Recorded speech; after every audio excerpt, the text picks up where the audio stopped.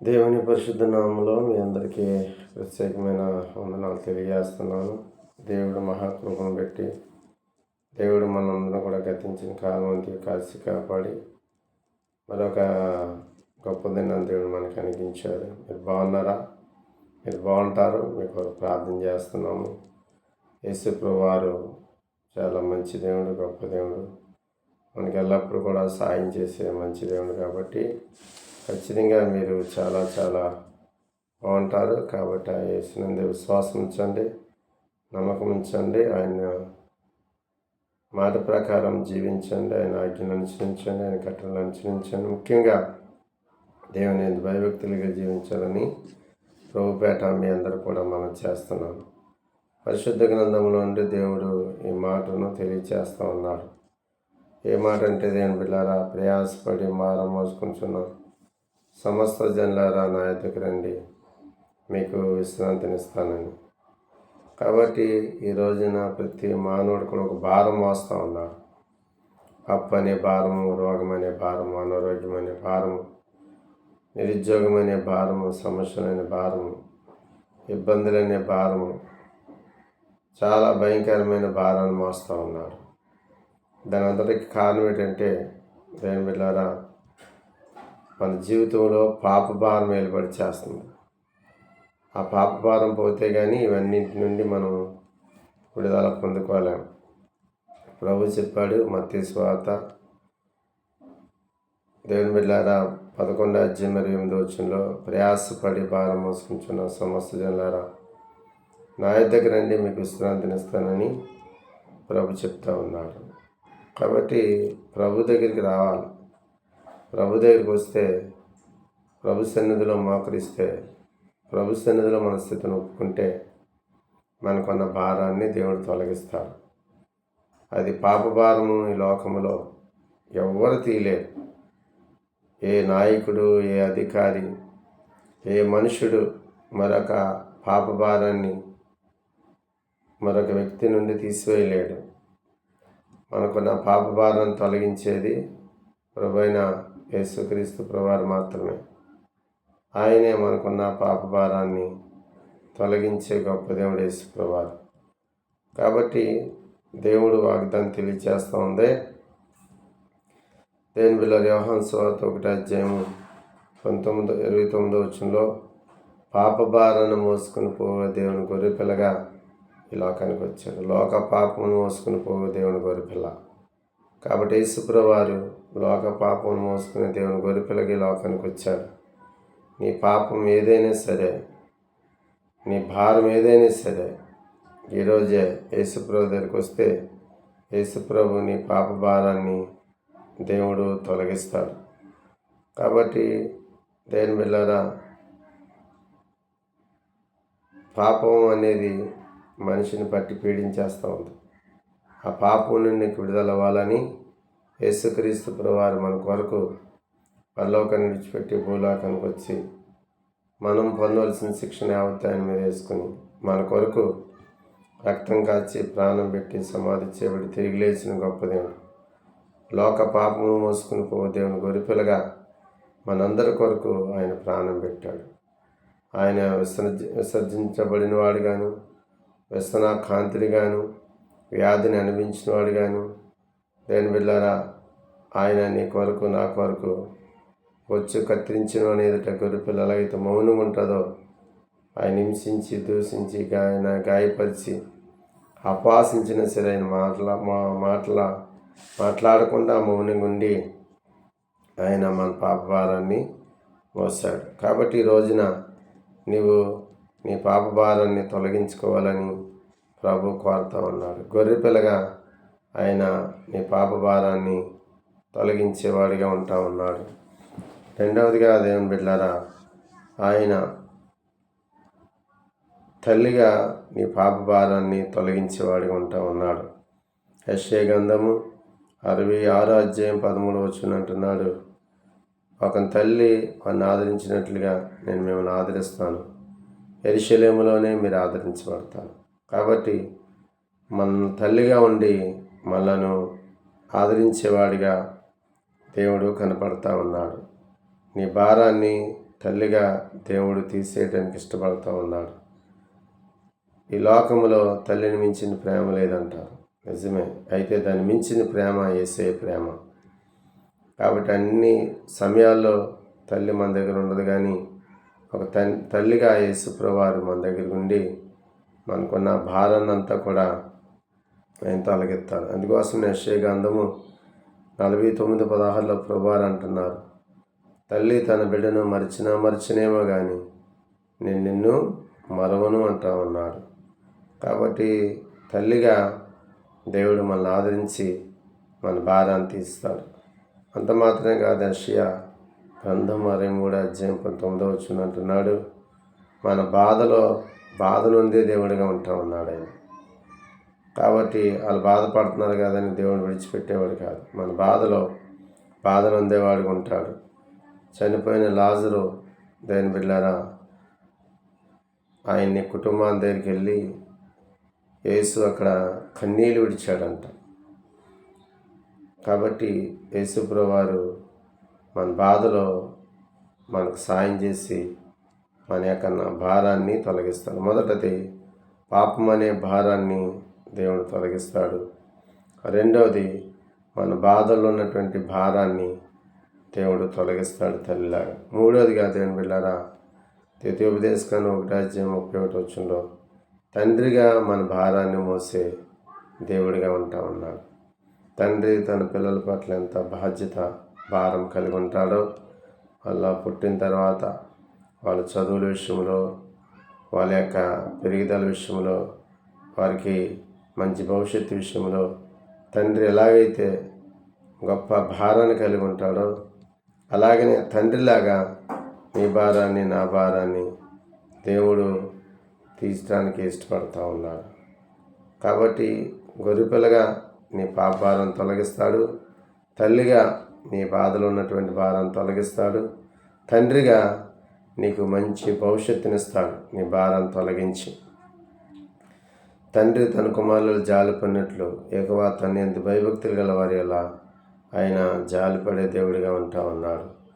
కాబట్టి దేవుని బిడ్డలారా, దేవుడు నీకున్న భారాన్ని, నీ కుటుంబానికి ఉన్న భారాన్ని దేవుడు తొలగించి తండ్రిగా నీకు మంచి భవిష్యత్తు ఇవ్వబోతున్నాడు. నాలుగవదిగా దేవుని బిడ్డలారా, దేవుడు నిన్ను కాపరిగా కాపాడబోతా ఉన్నాడు. ఎగువ నా కాపరి, నాకు లేమి కలగదు, పచ్చిగల చోట్ల నన్ను పరుండ చేయుచున్నాడు, శాంతికరమైన జలం వద్ద నన్ను నడిపించున్నాడు, నా ప్రాణమునకు ఆయన శాంతి ఇచ్చున్నాడు, తన నామను బట్టి నీతి మార్గంలో నన్ను నడిపించున్నాడు. గాఢాంధకారపు లోయలో నేను సంచరించినను ఏ అపాయం నాకు భయపడను, నువ్వు నాకు తోడైందు, నీ దుడ్డిగారాన్ని దండమును నాదించను, శత్రువుల ఎదుట భోజనం సిద్ధపరచదు, నువ్వుతో నా తలాంటి ఉన్నావు, నా గిన్నె పొర్లుచున్నది, నేను బ్రతుకు దినములన్నీ కృపాక్షేమని నా వెంట వస్తాయి, నేను చిరకాలం ఎక్కువ మందిరం నివాసం చేస్తాను. కాబట్టి దేవుని కాపరిగా చేసుకున్నప్పుడు దేవుడు నీకు కాపరిగా నీ భారాన్ని మోస్తాడు. గొర్రెపిల్లగా తన భుజాల మీద ఎత్తుకుని నేను మోస్తాడు. కాపరి గొర్రెపిల్ల నడవలేనప్పుడు, బాగాలేనప్పుడు, జబ్బు చేస్తున్నప్పుడు ఎలాగైతే కాపరి గొర్రెపిల్ల మీద జాలిపడి భుజాల మీద ఎత్తుకుని ఎలాగైతే దేవుని బిడ్డలారా దాని భారం మోస్తాడో, అలాగే యేసుప్రభువు వారి కాపరిగా ఉండి ఆయన ప్రధాన కాపరి, ఆయన గొప్ప కాపరి, ఆయన మంచి కాపరి, తన గొర్రెల కొరకు ప్రాణం పెట్టేటువంటి గొప్ప కాపరి యేసుప్రభువు వారు. కాబట్టి ఆ మంచి కాపరి నీకు కాపరిగా ఉండి నీ భారాన్ని తొలగించాలని ప్రభు ఆశపడుతున్నాడు. అది అప్పైన భారమా, రోగమైన భారమా, అనారోగ్యమైన భారమా, లేకపోతే నిరుద్యోగమైన భారమా, లేకపోతే కుటుంబంలో ఉన్నటువంటి భయంకరమైన శాపం అనే భారమా, ఏదైనా కానివ్వండి, యేసుప్రభువు వారు నీ భారాన్ని తొలగించి నీకు సహాయం చేయాలని ప్రభు ఆశపడతా ఉన్నాడు. ఈరోజే ప్రభు దగ్గరికి హృదయపూర్తిగా, మనస్ఫూర్తిగా ప్రభు దగ్గరికి రండి. ప్రభు తప్పకుండా నీ భారాన్ని మోస్తాడు. ఐదవదిగా దేవుని బిడ్డలారా, ద్వితీయోపదేశకాండము 32:11 ప్రభు అంటున్నాడు, పక్షిరాజులాగా నిన్ను పైకి తీసుకెళ్తానంటున్నాడు. పక్షిరాజు ఎలాగైతే పైకి ఎగురుతుందో అలాగనే పక్షిరాజులాగా నిన్ను ఉన్నతమైన పొజిషన్లో, ఉన్నతమైన స్థానంలో, ఉన్నతమైన స్థితిలో ప్రభు పెట్టాలని ప్రభు ఆశపడతా ఉన్నారు. దానికి ఎగ్జాంపుల్గా దేవుని బిడ్డలారా, మరి యోసేపు దేవుడు ఆయన ఉన్నతమైన పొజిషన్లో ఉంచాడు. పక్షిరాజు వల్లే పైకి ఆయన్ని తీసుకెళ్ళాడు. ఐగుప్తు దేశంలో సొంత అన్నదమ్ములే 20 వెండి నాణ్యాలకి మిద్యానీయులకి అమ్మేస్తే మిద్యానీయులు పోతీఫరుకి అమ్మేశారు. పోతీఫరు ఇంట్లో ఆయన నమ్మకంగా, యథార్థంగా, నీతిగా, పరిశుద్ధంగా జీవించాడు. స్థలం ఏదైనా, దేశం ఏదైనా, ఏ ప్రాంతమైనా సరే నువ్వు యేసు ప్రభువుని సొంత రక్షకుడు అంగీకరించి పరిశుద్ధంగా జీవించినప్పుడు పక్షిరాజు వల్లే నిన్ను పైకి దేవుడు తీసుకెళ్తాడు. యోసేపుని అలా తీసుకెళ్ళాడు. ఆయన పాపానికి నో అని చెప్పాడు. శిక్ష అసలు చేయని పాపానికి ఆయన శిక్ష అనిపించాడు. చెరసాల కన్నా వెళ్ళటానికి ఇష్టపడ్డాడు, కానీ పాపిష్టి జీవితం జీవించడానికి ఆయన ఇష్టపడలేదు. అందుకోసమే గోతులో నుండి పోతీఫరింటికి చెరసాల నుంచి ఇంక డైరెక్ట్గా ఐగుప్తు దేశానికి ప్రధానమంత్రిగా ఉన్నాడు. చూడండి, ఫరోకి ఆయన దేవుడిగాను, ఐగుప్తు ప్రజలందరికీ ప్రభువుగాను ఆయన నిలబడి చేస్తూ ఉన్నాడు. అది ఉన్నతమైనటువంటి స్థానము, ఉన్నటువంటి స్థితి. దేని బిడ్డలారా, అలాంటి స్థితిని, అలాంటి స్థానమును ప్రభు ఆయనకు అనుగ్రహించాడు. కాబట్టి ఈ మాటలు వింటున్న దేవుని బిడ్డలారా, మీ జీవితంలో కూడా దేవుడు మిమ్మల్ని ఉన్నతమైన స్థితిలోకి తీసుకెళ్తాడు. కాబట్టి మీరు ఏం చేయాలంటే, బాల్యదినం నుంచి ఇప్పటి వరకు మీరు తెలిసి తెలియక చేసిన ప్రతి పాపమును, దోషమును, అతిక్రమం, దుర్నీతిని అన్నిటినీ ప్రభు దగ్గరికి ఒప్పేసుకొని, ప్రభా నా హృదయంలోనికి రండి, నా మనసులోనికి రండి, నువ్వు నా కొరకు భారం మోసే దేవుడిగా ఉన్నావని నేను తెలుసుకున్నాను, నా హృదయంలోనికి రండి, నా మనసులోనికి రండి, నా జీవితంలోనికి రండి, నా పాప భారాన్ని తొలగించండి అని ప్రభు దగ్గర వేడుకున్నప్పుడు ప్రభు తప్పకుండా నీకున్న భారాన్ని తొలగించి నీకు విశ్రాంతిని, శాంతిని, సమాధానం చేయడానికి ఇస్తాడు. నీ కొరకు గొర్రెపిల్లగా భారాన్ని మోస్తున్నాడు. నీ కొరకు తండ్రిగా నీ భారాన్ని మోస్తున్నాడు. నీ కొరకు తల్లిగా నీ భారాన్ని మోస్తున్నాడు. నీ కొరకు కాపరిగా నీ భారాన్ని మోస్తున్నాడు. నీ కొరకు పక్షిరాజు వలె నీ భారాన్ని మోసి అనేక మందికి దీవెనకరంగా, ఆశీర్వాదకరంగా ఉంచాలని ప్రభు ఆశపడుతున్నాడు. ఇంకెందుకు ఆలస్యము? ఈ మాటలు వింటున్న దేవుని బిడ్డలారా, ఇప్పుడే నువ్వే స్థితిలోనా సరే ప్రభు దగ్గరికి రండి. ప్రభు పిలుస్తున్నాడు. ప్రయాసపడి భారం మోసుకుంటున్న సమస్త జనులారా, నా యొద్దకు రండి, నీకు విశ్రాంతిని ఇస్తాను. మన ఉద్యోగం మనం రక్షించదు, మన వ్యాపారం మనం రక్షించదు, మన బంధువులు మనం రక్షించదు. దేని బిడ్డలారా, మనకున్న ఖండబలం, బుద్ధిబలం, జ్ఞానబలము, చదువు, అందసందాలు మనం రక్షించు, కానీ రక్షించేవాడు ప్రభు యేసుక్రీస్తు ప్రభువారే. ఆ యేసు ప్రభు దగ్గరికి వచ్చి ఈరోజే మీ యొక్క పాపస్థితిని ఒప్పుకున్నప్పుడు దేవుడు తప్పకుండా మిమ్మల్ని క్షమించి, మన్నించి, పరిశుద్ధపరిచి, నిత్య నరకాగ్ని తప్పించి నిత్య రాజ్యానికి వారసులుగా చేస్తాడు. దేవుడు మిమ్మల్ని, మీ కుటుంబాలను దేవుడు దీవించని కాక ప్రార్థన ఏకీవించండి. దేవుడు ఇప్పుడే మీకు అద్భుతాలు, గొప్ప కార్యాలు దేవుడు చేయబోతున్నాడు. పరిశుద్ధమైన తండ్రి, మీ ఘనమైన, శ్రేష్టమైన, ఉన్నతమైన నామపేట కృతజ్ఞతాస్తుతులు, స్తోత్రాలు. భూమిని, సమస్త సృష్టిని నోటి మాటతో కలగచేసిన గొప్ప దేవుడా, నీకు స్తోత్రాలు ప్రభా. అయా తండ్రి, అయా పరలోకాన్ని విడిచిపెట్టి భూలోకానికి వచ్చి అయా మనుషులందరి కొరకు ప్రాణం పెట్టి రక్తంగా సమర్చేవుడు తిరిగి లేచిన మంచి దేవుడా, నీకు లెక్కించలేని స్తుతులు, స్తోత్రాలు. పాపంలో పుట్టి, పాపంలో పెరిగి, పాపంలో నశించిపోతున్న మానవుని, నరకానికి వెళ్ళిపోతున్న మానవుని నాయన వెతికి రక్షించడానికి మనిషి కుమారుడికి వచ్చిన గొప్ప దేవుడానికి స్తోత్రాలు. శ్రమలా నాయన నీవు పిలుస్తా ఉన్నా, ప్రయాసపడి భారం మోసుకుంటున్న సమస్త జనులారా, నా యొద్దకు రండి, మీకు విశ్రాంతినిస్తానని. అయా గొర్రెపిల్లగా మా పాప భారాన్ని మోసావు, తండ్రిగా మా భారాన్ని మోస్తున్నావు, తల్లిగా మా భారాన్ని మోస్తున్నావు, కాపరిగా మా భారాన్ని మోస్తున్నావు, పక్షిరాజు వలె మా భారాన్ని మోసి ఉన్నతమైన స్థితిలోకి, స్థానంలోనికి మేము తీసుకెళ్ళటానికి ఇష్టపడుతున్నాం తండ్రి. ఎవరైతే ప్రార్థన ఏకీపిస్తున్నారో, వాక్యం వింటున్నారో వారందరి జీవితంలో గొప్ప కార్యం జరిగించండి. అద్భుతం జరిగించండి, మంచి కార్యం జరిగించండి. స్వస్థత లేని స్వస్థత, ఆరోగ్యం లేని ఆరోగ్యము, అప్పులుతున్న వారికి రుణబాధ నుండి విడుదల ఏస్తున్నాములో ప్రకటిస్తున్నాం తండ్రి.